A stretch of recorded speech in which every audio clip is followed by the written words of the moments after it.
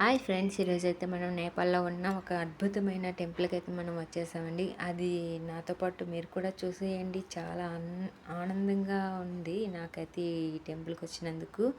ఎంత అందంగా కట్టారంటే ఆ టెంపుల్ ఒక రాజభవనం లాగా, ఒక ఇంద్రభవనమా అన్నట్టుగా నిర్మించారండి. ఆర్కిటెక్చర్ చూడండి ఎంత బాగుందో కదా. చుట్టూ ఏదో ఒక ప్రతిమ అయితే నిర్మించారండి. చూడండి చెక్కారు, అంత బాగా డిజైన్ చేశారో చూడండి. ఒక సాగర మదనం చేసినట్టు అక్కడ గోడ పైన అయితే మొత్తం అంతా వేశారు. మొత్తం చుట్టూ అంతా అలానే డిజైన్ చేశారండి. మంచి మంచి ప్రతిమలు అయితే పెట్టారు. లక్ష్మీదేవి, సరస్వతి అమ్మవారు, దుర్గామాత, ఇలా ఎక్కడ చూసినా ఒక ప్రతిమ అయితే చుట్టూ మనకి కనిపిస్తుందండి. గుడి చుట్టూన ఎంత అందంగా అయితే నిర్మించారో, అంత అందంగా నిర్మించారు గుడి అయితే మాత్రం. చాలా చాలా అంటే చాలా అద్భుతంగా అయితే ఉంది.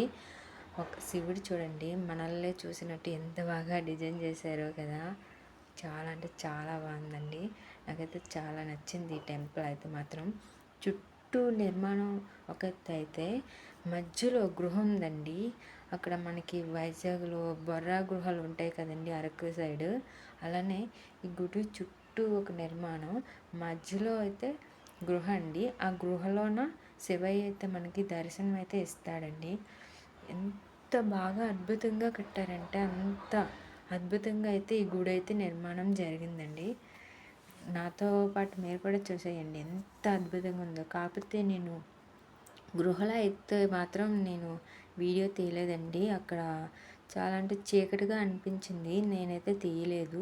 జస్ట్ బయట అంతా తీసాను. చాలా అంటే చాలా పీస్ఫుల్గా అయితే మాత్రం ఉందండి ఇక్కడైతే చాలా.